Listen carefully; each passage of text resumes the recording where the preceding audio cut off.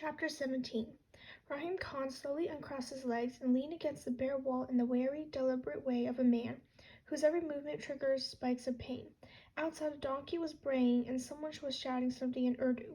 The sun was beginning to set, glittery red through the cracks between the ramshackle buildings. It hit me again, the enormity of what I had done that winter and that following summer. The names rang in my head: Hassan, Saurabh, Ali, Farzana, and Sanabar. Hearing Rahim Khan speak Ali's name was like finding an old, dusty music box that hadn't been opened in years. The melody began to play immediately. "Who did you eat today, Babula? Who did you eat, you slant-eyed Babula?" I tried to conjure Ali's frozen face to really see his tranquil eyes, but time can be a greedy thing. Sometimes it steals all the details from itself. "Is Hassan still in the house now?" I asked. Rahim Khan raised a teacup to his parched lips and took a sip. Then he fished an envelope from the breast pocket of his vest and handed it to me. "For you." I tore the sealed envelope. Inside I found a Polaroid photo and a folded letter. I stared at the photograph for a full minute. A tall man dressed in a white turban and a green striped chappan stood with a little boy in front of a set wrought iron gates. Sunlight slanted in from the left, casting a shadow on half of his rotund face. He was squinting and smiling at the camera, showing a pair of missing front teeth. Even in this blurry Polaroid, the man in the chappan exuded a sense of self-assuredness of ease. It was in the way he stood, his feet slightly apart, his arms comfortably crossed on his chest, his head tilted a little toward the sun. Mostly it was in the way he smiled. Looking at the photo, one might have concluded that this was a man who thought the world had been good to him. Rahim Khan was right. I would have recognized him if I bumped into him on the street. The little boy stood barefoot, one arm wrapped around the man's thigh, his shaved head resting against his father's hip. He too was grinning and squinting. I unfolded the letter. It was written in Farsi. No dots were omitted, no crosses forgotten, no words blurred together. The handwriting was almost childlike in its neatness. I began to read. "In the name of Allah, the most beneficent, the most merciful, Amir Aga, with my deepest respects. Farza Jan, Saurabh, and I pray that this latest letter finds you in good health and in the light of Allah's good graces. Please offer my warmest thanks to Rahim Khan Sahib for carrying it to you. I am hopeful that one day I will hold one of your letters in my hands and read of your life in America. Perhaps the photograph you will even grace our eyes. I have told much about you to Farzana Jan and Saurabh, about us growing up together and playing games and running in the streets. They laugh at the stories of all the mischief you and I used to cause. Amir Ga, alas, the Afghanistan of our youth is long dead. Kindness is gone from the land, and you cannot escape the killings. Always the killings. In Kabul, fears everywhere, in the streets, in the stadium, in the markets. It is a part of our lives here, Amir Ga. The savages who rule our Watan don't care about human decency. The other day I accompanied Farzana Jan to the bazaar to buy some potatoes and naan. She asked the vendor how much the potato cost, but he did not hear her. I think he had a deaf ear. So she asked louder. Suddenly a young Talib ran over and hit her on the thighs with his wooden stick. He struck her so hard she fell down. He was screaming at her and cursing and saying the Ministry of Vice and Virtue does not allow women to speak loudly. She had a large purple bruise on her leg for days. But what could I do except stand and watch my wife get beaten? If I fought, that dog would have surely put a bullet in me, and gladly. Then what would happen to my Sarab? The streets are full enough already of hungry orphans, and every day I thank Allah that I am alive, not because I fear death, but because my wife has a husband and my son is not an orphan. I wish you could see Sarab. He is a good boy, Rahim Khan Sahib, and I have taught him to read and write so he does not grow up stupid like his father, and can shoot with that slingshot. I take Sarab around Kabul sometimes and buy him candy. There's still a monkey man in Sharina, and if we run into him, I pay him to make his monkey dance for Sarab. You should see how he laughs. The two of us often walk up to the cemetery on the hill. Do you remember how we used to sit under the pomegranate tree there and read from the Shahnama? The droughts have dried at the hill, and the tree hasn't borne fruit in years, but Sarab and I still sit under its shade, and I read to him from the Sanama. It is not necessary to tell you that his favorite part is the one with his namesake, Rustam and Sarab. Soon he will be able to read from the book himself. I am a very proud and lucky father. Amir Khan, Rahim Khan Sahib is quite ill. He coughs all day, and I see the blood on his sleeve when he wipes his mouth. He has lost much weight, and I wish he would eat a little of the the shawar and rice that Farzana John cooks for him, but he only takes a bite or two, and even that I think it is out of courtesy to Farzana John. I'm so worried about this dear man. I pray for him every day. He is leaving for Pakistan in a few days to consult some doctors there, and inshallah, he will return with good news. But in my heart I fear for him. Farzana Jan and I have told little Sarab that Rahim Khan Sahib is going to be well. What can we do? He's only 10. He adores Rahim Khan Sahib. They have grown so close to each other. Rahim Khan Sahib used to take him to the bazaar for balloons and biscuits, but he is too weak for that now. I have been dreaming a lot lately, America. Some of them are nightmares, like hanging corpse rotting in the soccer fields with blood-red grass. I wake up from those short of breath and sweaty. Mostly, though, I dream of good things and praise Allah for that. I dream that Rahim Khan Sahib will be well. I dream that my son will grow up to be a good person, a free person, and an important person. I dream that lala flowers will bloom in the streets of Kabul again, and Rabab music will play in the samovar houses and kites will fly in the skies. And I dream that someday you will return to Kabul to revisit the land of our childhood. If you do, you will find an old faithful friend waiting for you. May Allah be with you always. I read the letter twice. I folded a note and looked at the photograph for another moment. I pocketed both. How is he? I asked.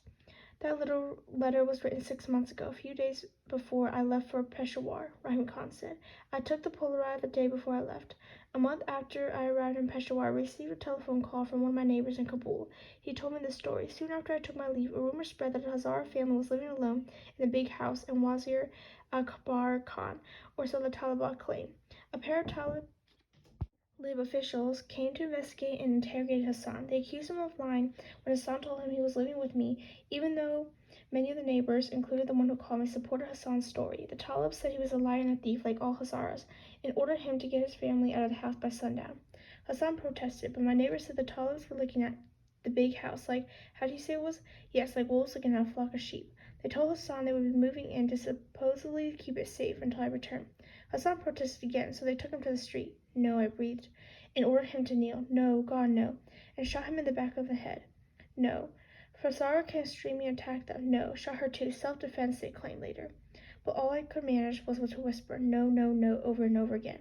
I kept thinking of that day in 1974 in the hospital room, just after Hassan's hair lip surgery. Baba Rami Khan, Ali and I huddled around Hassan's bed, watched him examine his new lip in a handheld mirror. Now everyone in that room was either dead or dying, except for me.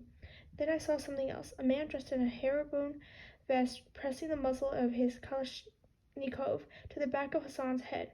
The blast echoes through the street of my father's house. Hassan slopes to the asphalt, his life of unrecorded loyalty drifting from him like wind-blown kites he used to chase. The Taliban moved into the house, Rahim Khan said. The pretext was that they had evicted a trespasser. Hassan's and Farzana's murders were dismissed as a case of self-defense. No one said a word about it. Most of it was fear of the Taliban, I think, but no one was going to risk anything for a pair of Hazara servants. What did they do with Sohrab? I asked. I felt tired, drained. A coughing fit gripped Rahim Khan and went on for a long time. When he finally looked up, his face was flushed and his eyes bloodshot. I heard he's in an orphanage somewhere in Kardaseh, Amirjan. Then he was coughing again. When he stopped, he looked older than a few moments before, like he was aging with each coughing fit. Amirjan, I summoned you here because I wanted to see you before I died, but that's not all. I said nothing. I think I already knew what he was going to say. I want you to go to Kabul. I want you to bring Sohrab here, he said. I struggled to find the right words. I barely had time to deal with the fact that Hassan was dead. Please hear me. I know an American pair here in Peshawar, husband and wife, named Thomas and Betty Caldwell.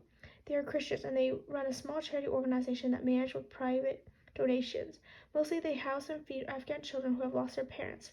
I've seen the place. It's clean and safe. The children are well cared for, and Mr. and Mrs. Caldwell are kind people. They have already told me that Sohrab will be welcome to their home, and Rahim Khan, you can't be serious. Children are fragile, Amirjan.